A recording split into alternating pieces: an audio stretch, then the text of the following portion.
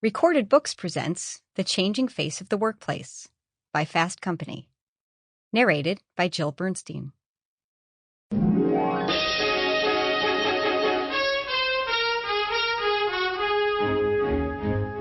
Those who dream and design are always contributing to our ways of work. Can you type, take steno? That's all they really care about.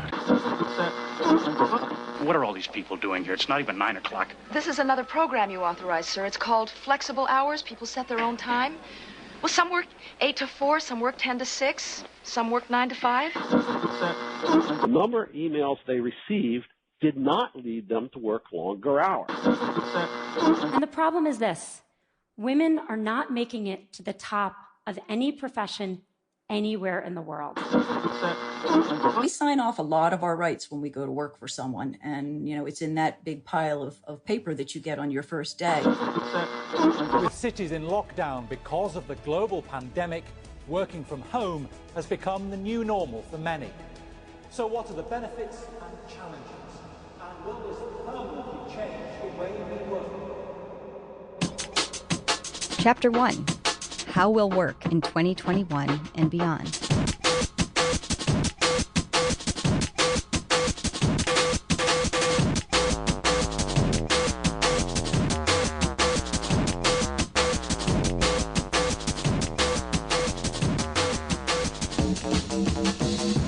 In 2020, the world faced an unprecedented crisis. A respiratory illness that became known as COVID-19 spread around the world, leading the World Health Organization to declare a global pandemic in March of that year. Life as we knew it came to a standstill. Governments issued lockdowns and stay-at-home orders. Countries closed their borders. Any place where people gathered had to close. That included the office. For months, the only people who still commuted to work were those with jobs that were deemed essential and unable to be performed over a computer from home. If you were a parent with school-aged children, you might have found yourself having to become a teacher overnight. Your dining table became your workspace, as well as your meeting space. When lockdowns and stay-at-home orders were in place, you might have found yourself spending more time than ever with everyone else in your household. Remote work might have been a trend before the pandemic, but COVID-19 made it necessary. Businesses that weren't so keen on remote work beforehand had to move their operations digitally practically overnight. Some companies struggled. Others realized that their workers didn't have to be at their desks to get their work done.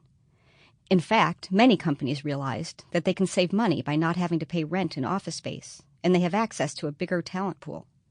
According to a report by research and consulting firm Global Workplace Analytics, if the 48 million employees with jobs that could be done remotely actually worked remotely, U.S. employers would save more than $500 billion per year.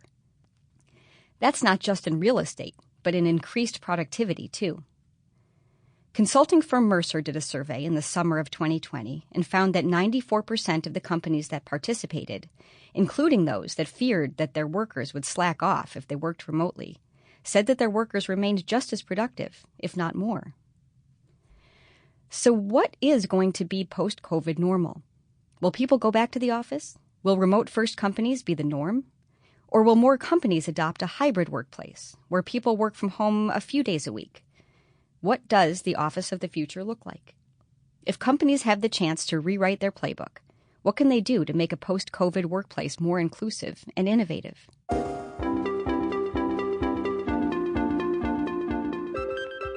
There aren't easy answers to these questions, and many companies are still trying to figure out the best solutions for their employees. To get an idea of what the future will hold, we'll be talking to individuals who are actively working on these issues. First up, we have Jennifer Christie, Chief HR Officer of Twitter.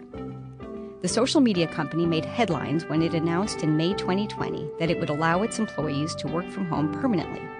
It started with an off-the-cuff email, according to the Washington Post, from CEO Jack Dorsey, when he encouraged employees to work from home after he himself had a productive day doing so.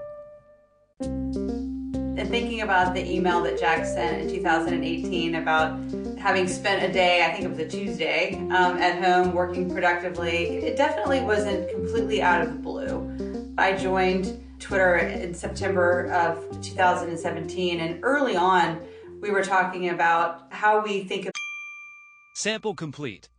Ready to continue?